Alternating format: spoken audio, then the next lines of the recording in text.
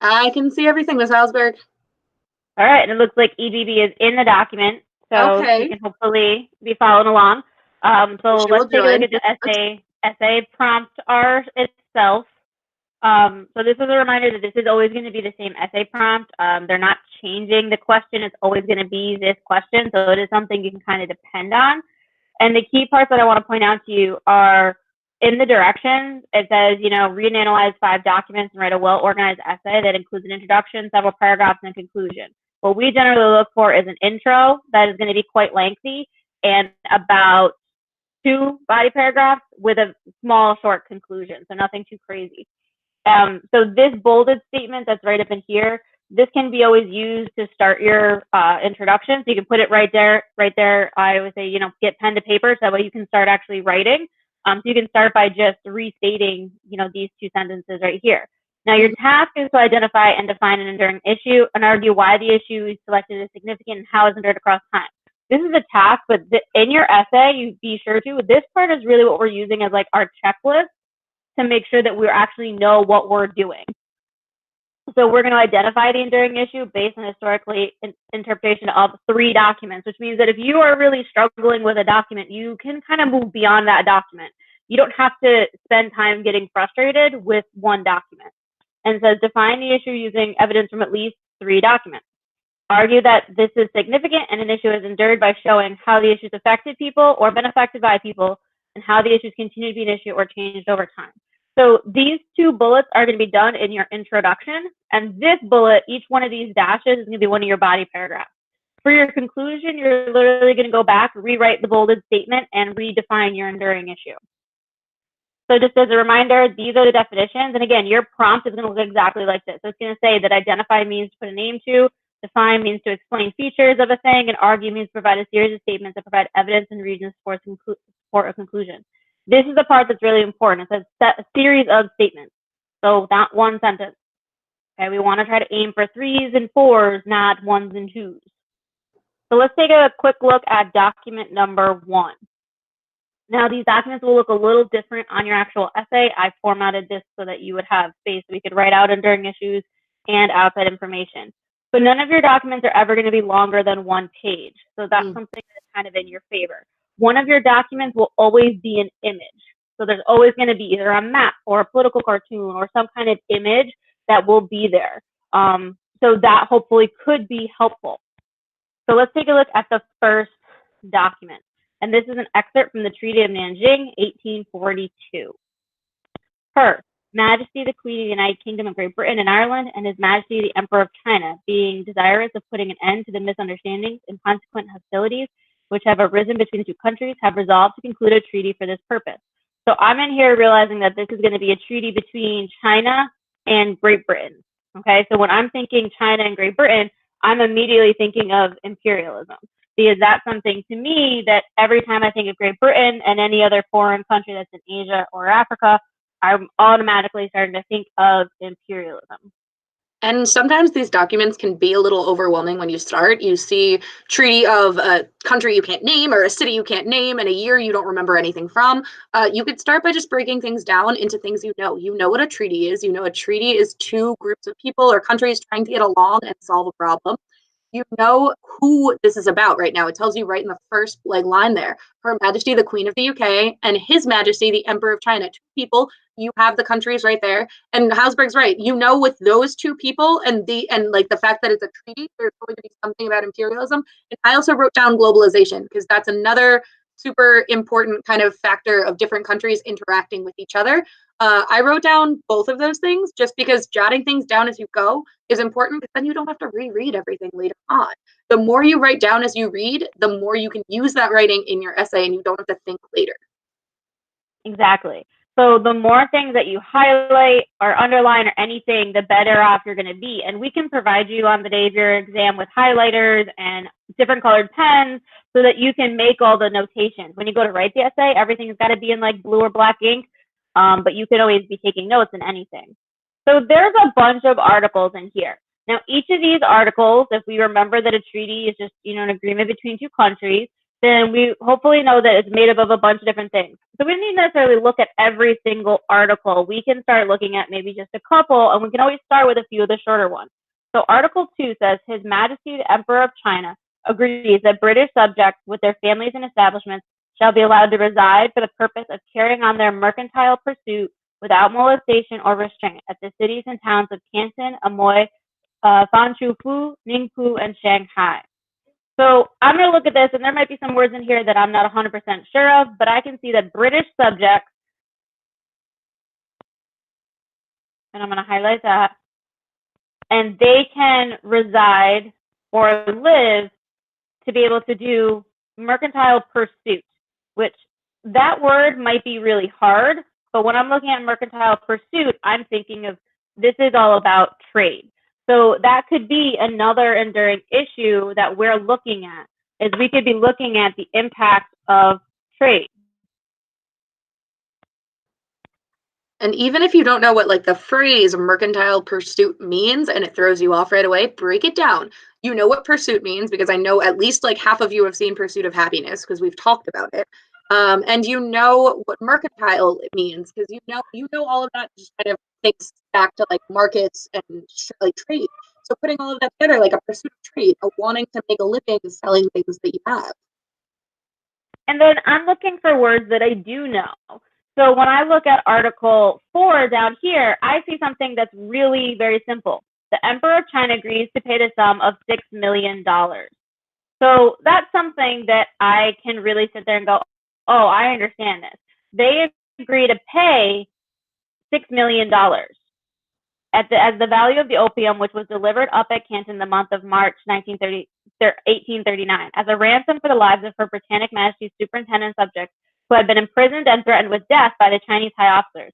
So they're paying this amount of money because China did this thing. If you can find a simple sentence in this that you understand, like the Emperor of China agrees to pay $6 million, take that next step and ask yourself why. Like, why did he have to do that? And see if the document tells you, or see if you already know from the back of your head. You might have already known why China had to pay because you did the reading on opium wars in chapter 9.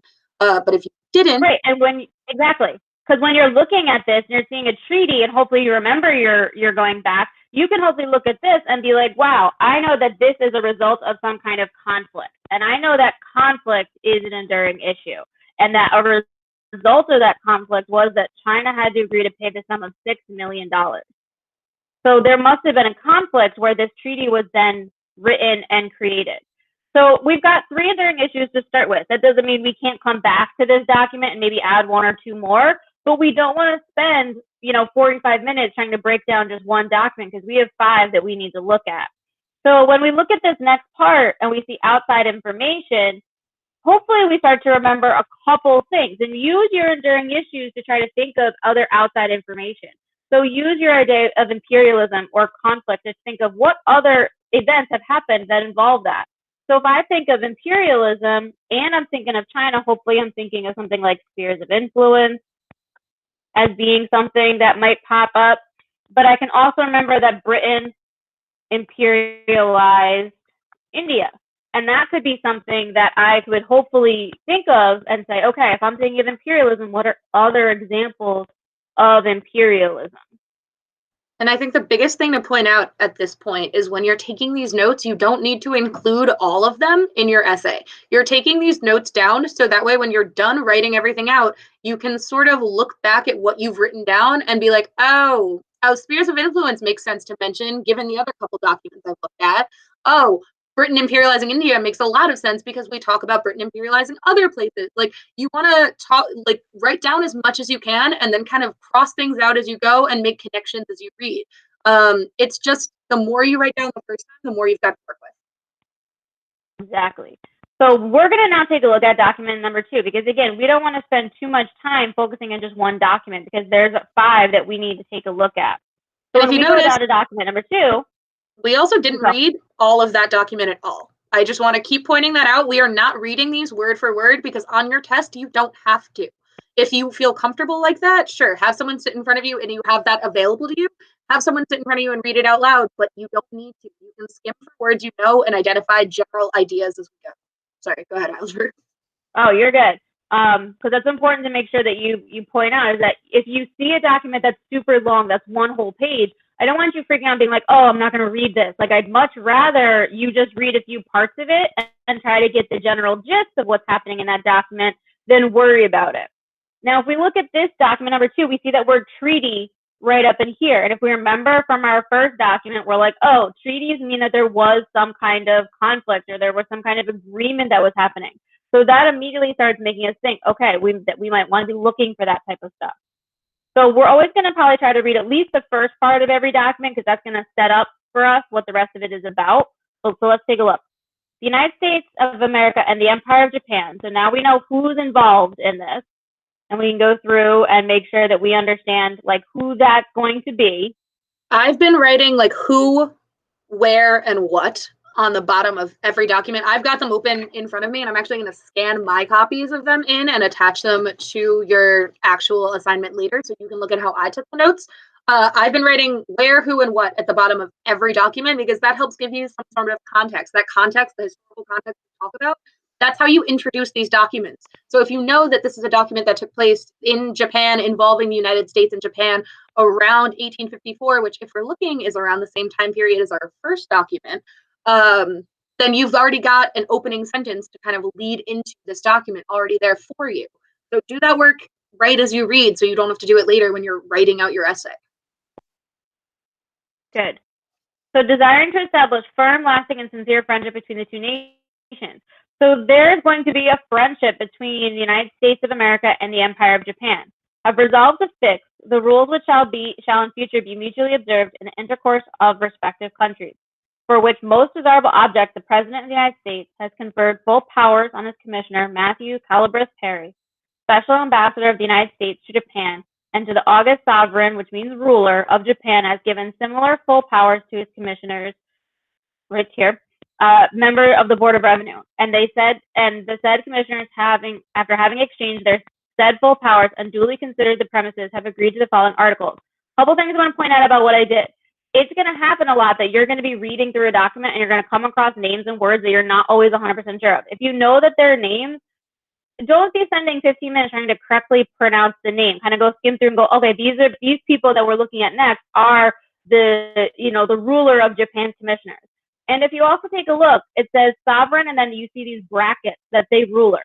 Any word that the New York State Board of Regents decides is too advanced for the level of the exam, they'll put in brackets so that you know what that word means. So if you see this bracketed word, you know that the word before means ruler.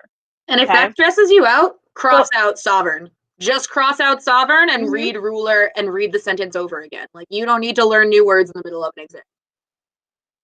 No, that's why those words are bracketed, is so that you're not trying to learn new words in the middle of your test.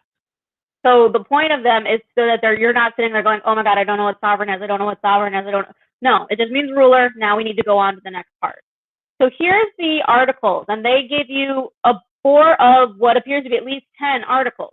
So again, we don't need to look at every single article. We can start with some of the shorter ones, and we can hopefully start to see if there's anything in here that we can pull out. There shall be a perfect, permanent, and universal peace and a sincere cordiality, or right here, friendly relationship between the United States of America on one part and between their people respectfully, without exception of person or places. The port of Shimoda and the port of Hadoki are granted by the Japanese as ports for the reception of American ships, where they can be supplied with wood, water, provisions, and coal, and other articles their necessities may require as far as the Japanese have them. So this article number 2 is telling me something that's very similar to document number 1. And this is showing me that they're going to be doing some kind of trading with each other. And I know that I already used and thought of, trade as being an enduring issue from the first document. So I'm already thinking in my head, how could I use some of those enduring issues already? So when you're looking, once you get past the first couple documents and you have a list growing, you don't need to be coming up with all brand new issues every single document. Start seeing what other issues might fit. And something else to point out about this document, you're going to notice it's the exact same format as the first document because almost all treaties stay that same format. So even if you read those first couple lines, the United States of America and the Empire of Japan desire to form a friendship or whatever, have resolved to fix. Honestly, I stopped reading after that because I knew they resolved to fix, and then the articles were going to be the list of things they were going to fix. My eyes kind of glazed over with everything after that, and if mine did, I know yours will. So if you recognize the treaty, just look to see who the treaty is between, and then go to the articles and start seeing what the actual things they're going to put in place are, what rules they're going to put in place are going to follow. Good. All right. So any of these things could be in there. Now, we could probably start to come up with some new enduring issues that might connect both documents 1 and 2. So remember, enduring issues aren't just that list that we gave you, but they can also be things that are off that list. So for example, trade is not on that list that, we initially start with, but we could talk about, globalization, where you have all these countries working together. We can also very simply talk about how, treaties are an enduring issue, the effectiveness and ineffectiveness of treaties, and how that works and how those things can, be defined. And if we looked at document 1 again, we could easily say, oh, well, this is a treaty, so therefore we can use that enduring issue as well. So when I'm thinking outside information, the thing that jumps out at me the most is this idea of the Meiji Restoration, which is the time when Japan is going to modernize. And that's why knowing your time periods, like you don't need to know exact dates because the test will give you the exact dates. But if you know the general time periods, that'll help you out a lot with being able to talk about empires that are going on, different movements within the countries. If you, like our last document, I know we didn't even talk about it, but if you just looked at the time period and you saw it was China, you would have known that it would have had to do something with the Opium Wars as a result of it. Same deal with this document. If you know your time periods and you see Japan in 1854, you know you're going to be dealing with the Meiji Restoration. And the one thing that I'm going to point out, which is important because it does connect us back to this idea of imperialism from the first document, is that Japan is going to sign this treaty to prevent being taken over by the United States. So they signed this treaty to kind of try to become, even playing field with the United States.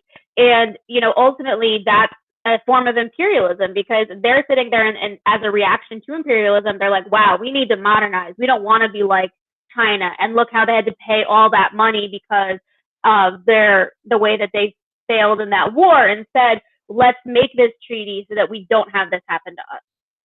And if you're anxious and don't know how to talk about like treaties as an enduring issue, you could talk about treaties and the idea of like desire for power. The reason most treaties fall into place is because countries are looking for more or equal power to another country.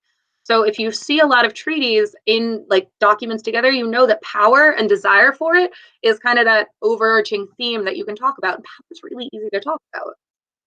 Okay. And this one, power, is probably the easiest enduring issue to really discuss. Desire for power. Anytime you look in any document, and they don't always have to be treaties. One of your documents might be a treaty. Another document could be all about Adolf Hitler and how he gained power in Germany. And a third document could be talking about, nuclear war. And you could sit there and say, these are all examples of how people have, tried to gain power or use power. Even so I don't want you to constantly thinking that. Maps are good for power too, because any distribution or division of an area is because some person or group wanted power from that area. So let's take a look now at document number 3, which is a map. Oh, crazy how we did that. It's like we already knew what was going to come up. Nice. So this map is titled Africa 1913. Now, I will tell you on the regions, your test will be in black and white. It's not going to be in color. So you will get a map that will not be color coded like this one to show you different regions, but we might have like flashes or stars or, usually they follow like the grayscale pattern of like if you're like see in black and white, like if you're colorblind, so it'll be like slashes or stripes or whatever instead.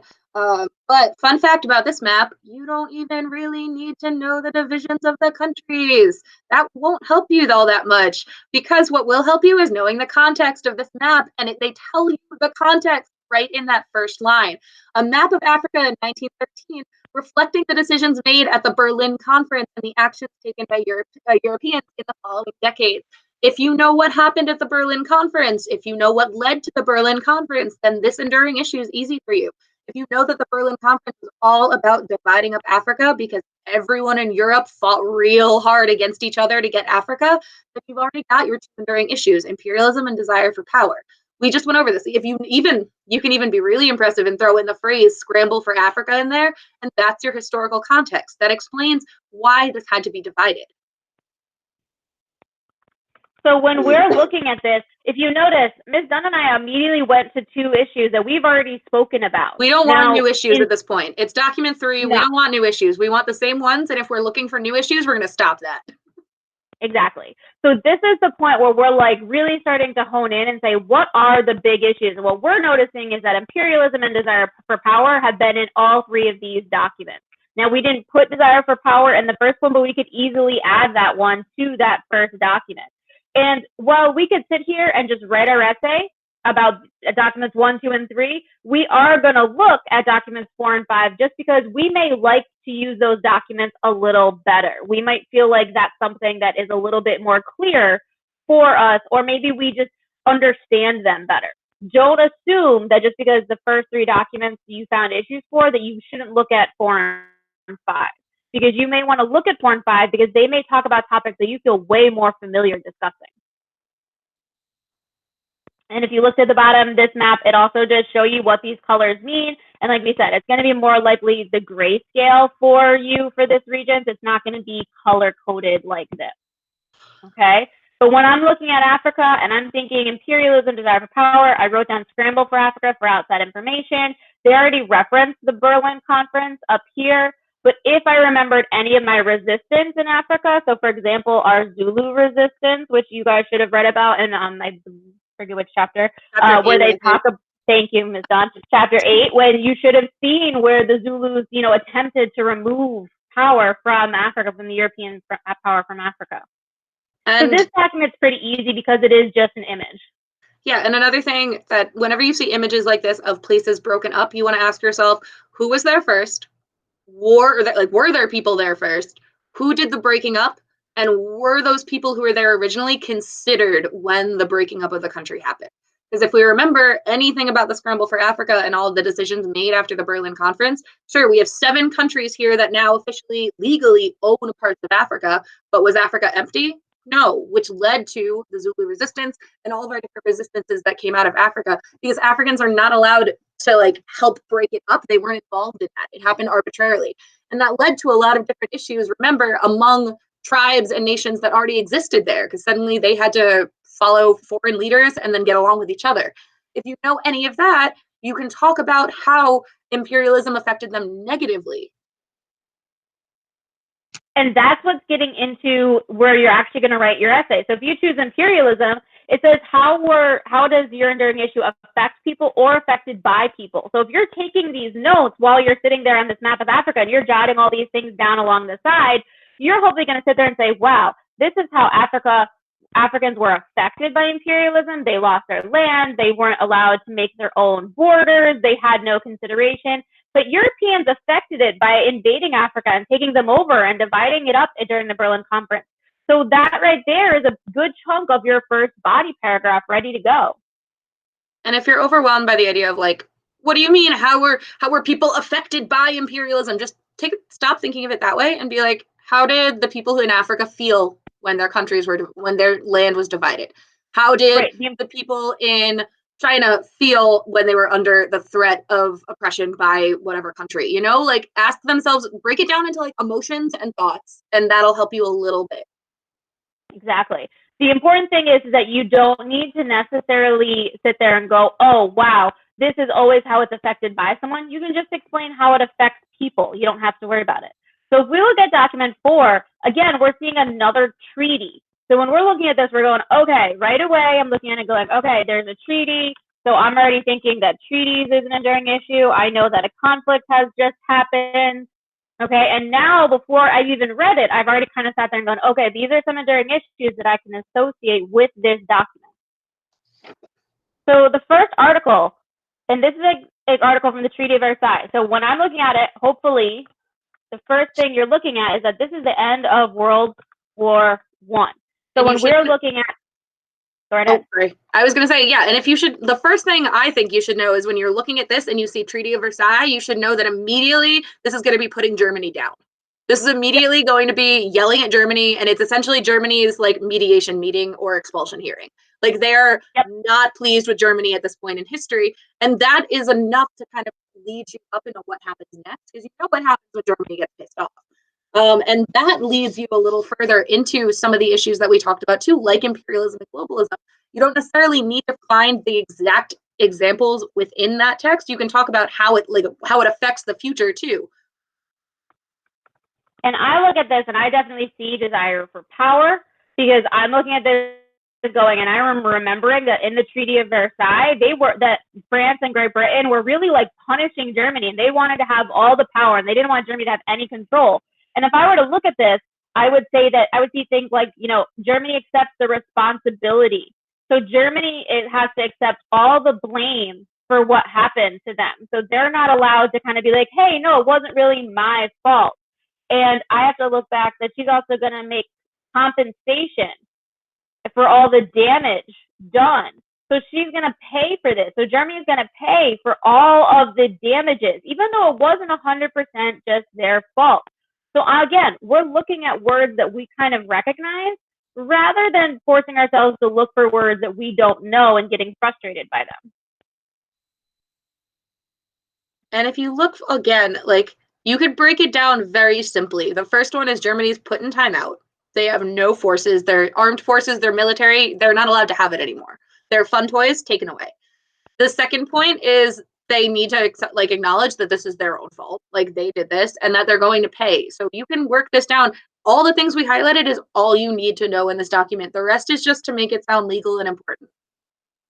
And that's the important part, is that, like, again, we're highlighting very few sections of these documents. We're not focusing on trying to read every single thing. And I know some of you guys are going to look there and go, well, you've already read these. You already looked at them. Like, duh, of course it's going to I have not, long.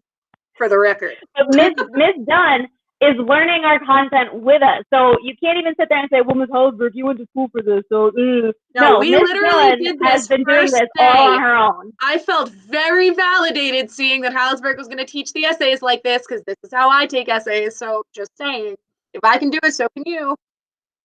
So let's take a look at the very last document, because then we're pretty much done with our pre-reading, and that's the biggest part that's probably going to take the longest amount of time. I'm going to say in our document 5 is our longest looking document, and it's going to be the document that you're going to see last, and you're going to be like, I can't do this. I'm done. I'm over it. Let me tell you, if the document really feels that stressful for you, and you've got 3, maybe 4 documents you can roll with, I am okay with you skipping the 5th document. If it seems like it's the longest thing in the world and it's going to set you into a mood, like, don't even touch it. Just don't look at it.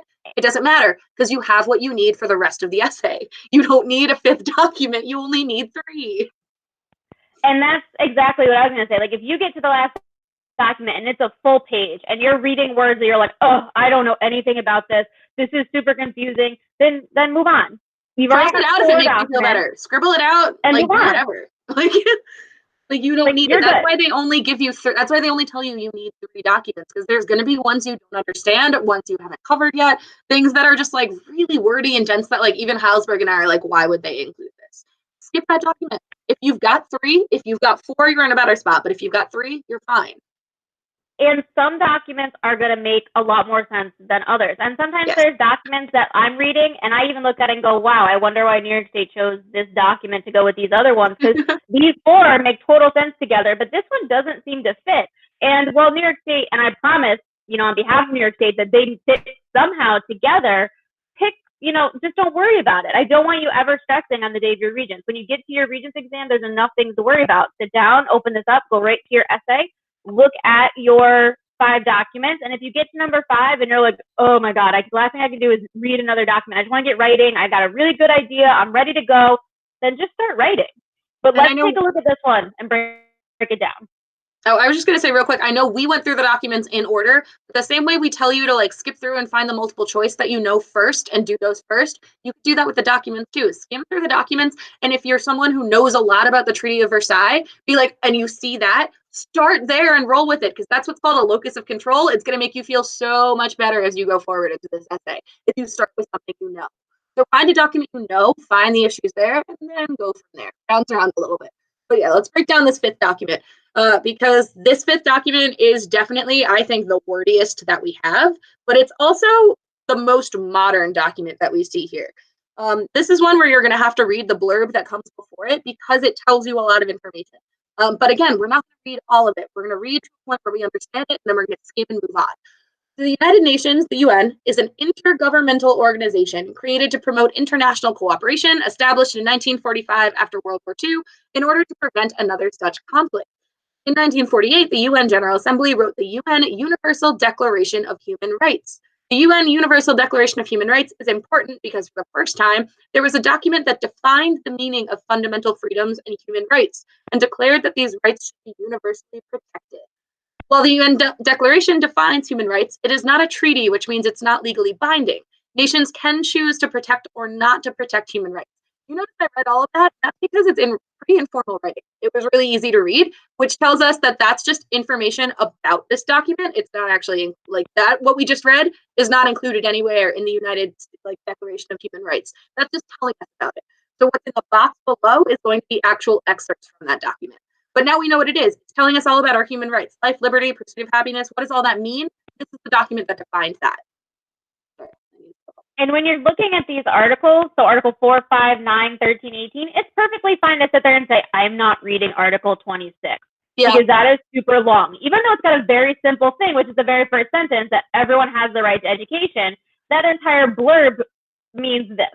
So again, it's perfectly fine to sit there and be like, okay, like that's a lot and I don't want to look at it, but if I skimmed it real fast, I can get out exactly what it is. And again, if I look at the first sentence, I'm pretty much going to find the entire belief of everything. I was going to say, if anyone's ever sat in an ELA test with me and has listened to me be like, well, what do you notice about this text? Like, what do you notice about this text right away? The first thing you should notice is those first sentences are the same for the first 3 articles and then the last 3 articles. The first 3 articles say no one shall be held in slavery. No one shall be subjected to torture. No one shall be subjected to arbitrary arrest. So they're rules for no one and everyone. They're things that every single person either can or cannot do in society. But I want you to remember back to that first line or that last line in that blurb that said, remember, this isn't a treaty. This is not a treaty. So it's not a legally binding document. Like governments don't have to follow this. This is what the UN says they should follow, but they don't have to follow this. So if governments don't have to follow this, another issue you might run into is human rights issues, because this is literally a declaration of human rights.